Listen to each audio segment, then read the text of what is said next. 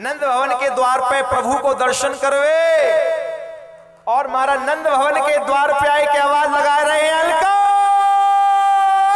अलग खोल दे पलक, देख ले दुनिया की झलका झलक।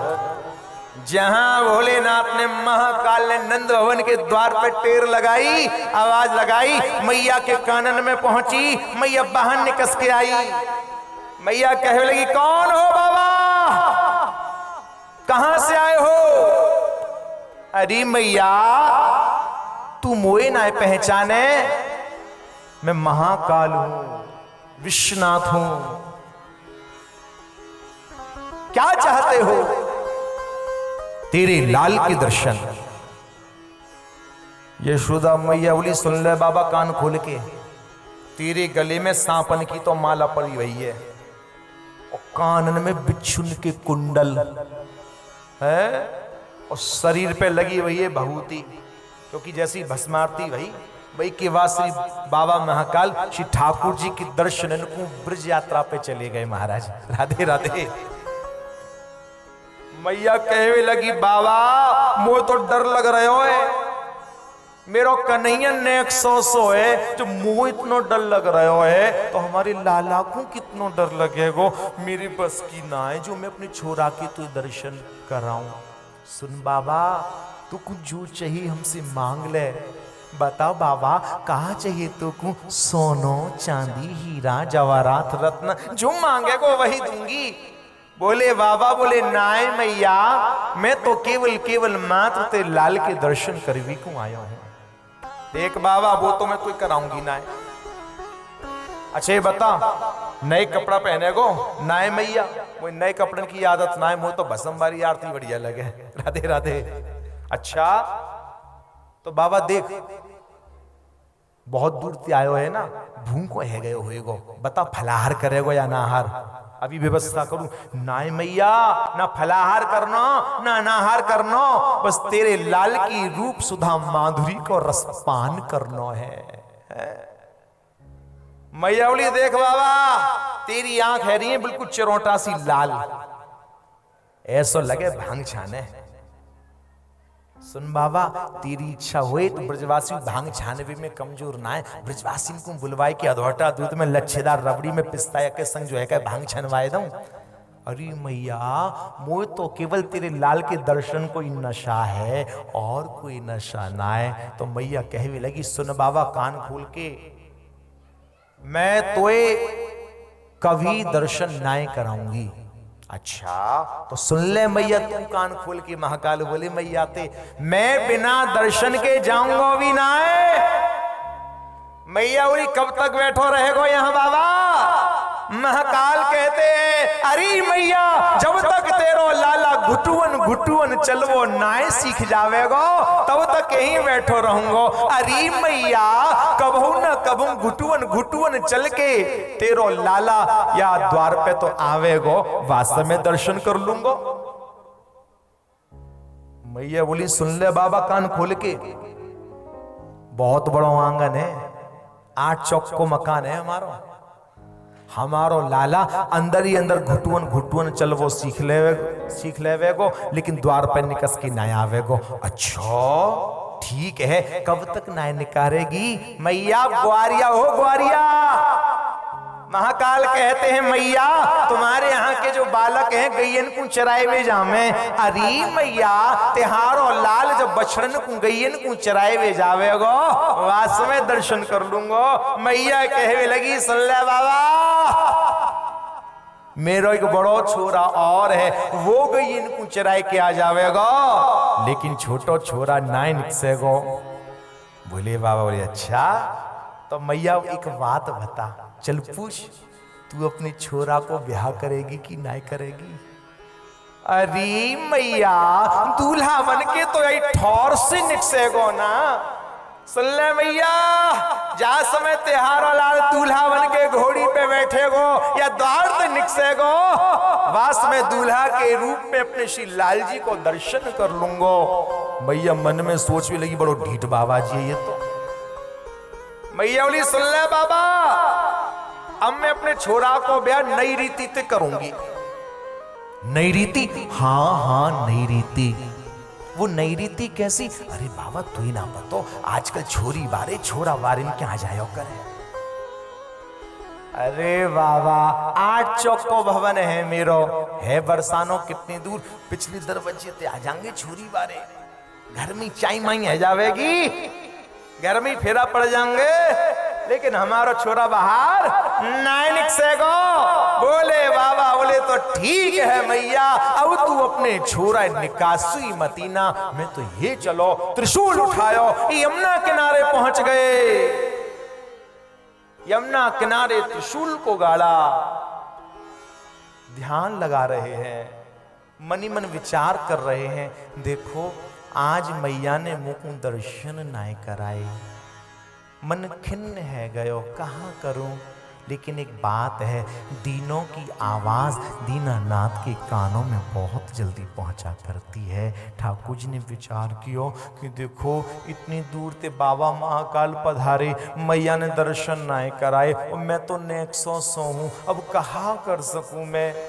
ठाकुर जी के मन विचार आए, चलो एक लीला करेंगे। कौन सी? बोले रुदन लीला। आए हाय हाय, ठाकुर जी ने रोएवो आरंभ कर दियो।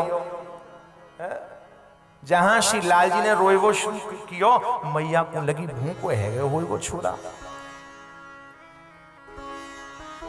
तो यानी दूध पिवाई दूं। अब महाराज जैसी मैया दूध पिवाई गई तो ठाकुर जी दूध भी न पिए। मैया को लगी शायद खेलवे को मन कर रहे होगा, नया खिलाई लाऊं, ना खिलौनों से खेले। अब तो महाराज ध्वनि बढ़ती चली गई रुदन की, आसपास की नीरी गोपिकाएं इकट्ठी है गई। मैया कहा बात है, आज लाला बहुत रो रहे हैं, भूखो तो ना है, अरे बहन पतो ना है। तो गोपिकाएं कहने लगी, मैया कहीं तिहारी लाल को नजर तो ना लग गई, सांची बताइयो मैया, क्या यहां कोई आयो? हाँ एक सांपन वारो बाबा आयो, कह रहे हो मुझे तिहारी लाल के दर्शन करने हैं। तो मैया कहती है ब्रज गोपिकाओं से, तो बाबा को हमने दर्शन ना कराए। ब्रज गोपिकाएं कहती हैं, ओहो मैया, हो ना हो वही बाबा ही कछु करके गयो दिखे। मैया तू चिंता मत कर, मैं बाबा को अवई देख के लाऊं। आहा, आज महाराज ब्रज गोपिकाएं भोलेनाथ को खोजती खोजती यमुना किनारे पहुंची हैं। देखो आज श्री बाबा विश्वनाथ ने श्री यमुना जी का आश्रय लिया है। यमुना जी भक्ति रस प्रदान करने वाली है। श्री कृष्ण भी स्वयं जब ब्रजधाम में प्रवेश करते हैं तो बिना यमुना जी के आश्रय के प्रवेश नहीं कर पाते।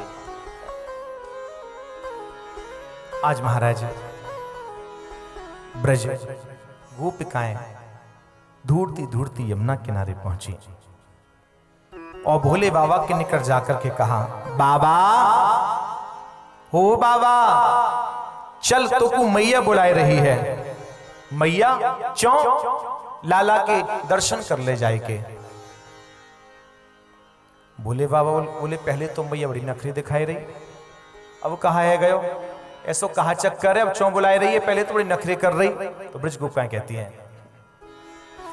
श्री वृषभान कुमार को नजर लगी है आज, श्री वृषभान कुमार को नजर लगी है आज, श्री वृषभान कुमार को नजर लगी है आज, श्री वृषभान कुमार को नजर लगी है आज, कोई उपचार के होते लगे चलो मेरे साथ, कोई उपचार के होते लगे चलो मेरे साथ, लगे चलो मेरे साथ, लगे चलो मेरे साथ।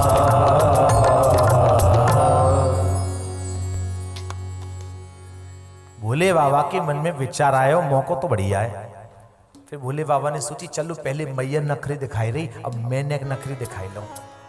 फिर भोले बाबा ने सोची कि ऐसा ना हो, हमने इधर नखरो दिखाया, इधर हमारे ठाकुर जी दिखा में आनंद ना आए वे वो। भोले बाबा आज महाराज जो है काय जल्दी से चल पड़े हैं। आज महाराज भोले भंडारी आए गए आवाज लगाते हुए, अलका अलग अलग खोल दे पलक, देख ले दुनिया की झलका झलक। मैया जल्दी ते आई गई। अरे बाबा तू बड़ो बढ़िया आयो, तू बड़ो बोहरो, जो काऊ ते अपनो काम बनवानो होवे है तो बड़ी मीठी मीठी बतरा में। बोले बाबा बोले देखो किसी चतुर है मैया, पहले तो ऐंठ दिखाई रही, अकड़ दिखाई रही है, और कैसी मीठी मीठी बतराई वे कितनी लगी है। बाबा तू पे कोई ऐसो जादू मंत्र हो या तू फू कर दे और हमारा लाला ठीक है जाए। बोले बाबा बोले देख मैया ऐसो कोई कछु मंत्र ना आवे हमें, तो अपनो लाल मेरे पास लेके आनो ही पड़ेगा। आहा आज महाराज जैसे ही मैया गोविंद को लेकर के आई है, भोलेनाथ की गोद में गोविंद को दियो।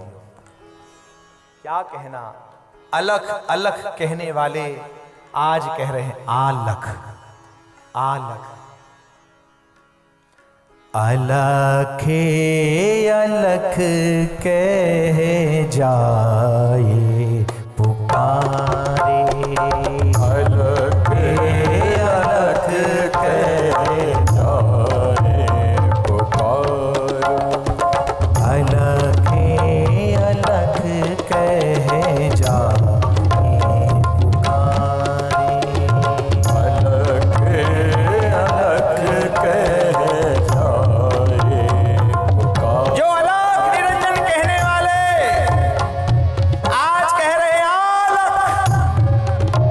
अलख कह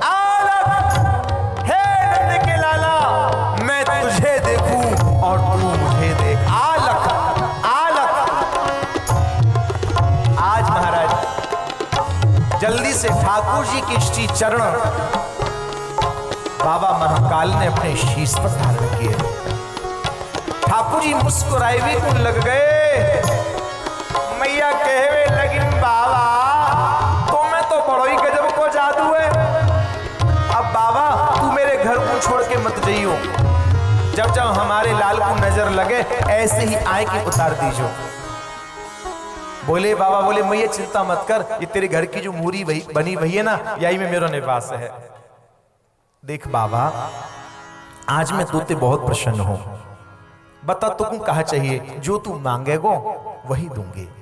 तो भोले बाबा कहते हैं मैया एक ही इच्छा है, तेरे लाल के चरणों की रज मुझे प्राप्त होती रहे। मैया कहती ठीक है बाबा, कुछ समय के पश्चात हम इस गांव को छोड़ेंगे, आप ब्रजमंडल में कहीं भी पर्वत बनकर के विराजमान हो जाएं और हम आपके ऊपर ही अपने लाडले का भवन बनवाएंगे। भोले बाबा ब्रजमंडल में पर्वत बनकर के विराजमान हो गए। कहां पर? नंदगांव में। नंदगांव में आज भी जो मंदिर बना हुआ है पर्वत के ऊपर, और वो जो पर्वत है साक्षात भोले बाबा का स्वरूप है, और उस पर्वत का नाम है नंदीचल पर्वत। पर्वत के ऊपर श्री ठाकुर जी का सुंदर महल बना हुआ है, और आज भी मंदिर के सीधे हाथ पर नंदीश्वर महादेव का मंदिर है। आज भी जब मंदिर में स्नान होता है तो सबसे पहला चरणामृत बाबा महाकाल के लिए प्राप्त हुआ करता है। एकमात्र ब्रजभूमि ही ऐसी है जहां तीनों बड़े बड़े देवता पर्वत बनकर के पड़े भये हैं। महाकाल तो नंदी चल पर्वत के नाम से विराजित हुए। ब्रह्मा जी आए श्री किशोरी जी को दर्शन करवे को रावल गाम रानी कीरत मैया से ही मांगो, मैया तिहारी लाली के चरणन की रज मुख प्राप्त हैती रहे। तब कीरत मैया ने यही कही, बाबा कछु समय के पश्चात जब गांव को हम छोड़ेंगे, आप ब्रजमंडल में कहीं पर्वत बनकर के विराजमान है जाओ। तो फिर ब्रह्मा जी बरसाने में पर्वत बनकर के विराजमान हुए और उस पर्वत का नाम हुआ ब्रह्मांचल पर्वत। और आज भी उसी ब्रह्मांचल पर्वत के ऊपर श्री लाडली जी को सुंदर भवन मंदिर बनो भयो है, महल बनो भयो है। बड़ी प्यारी अटारी, ऊंची अटारी बड़ी प्यारी में वारी इन गलियन में। महाराज, और ये जो गिरिराज पर्वत है, इस साक्षात भगवान विष्णु का ही स्वरूप है। श्यामा श्याम प्रियलाल के चरण रज की आस में तीनों देव पर्वत बनकर के विराजित हैं।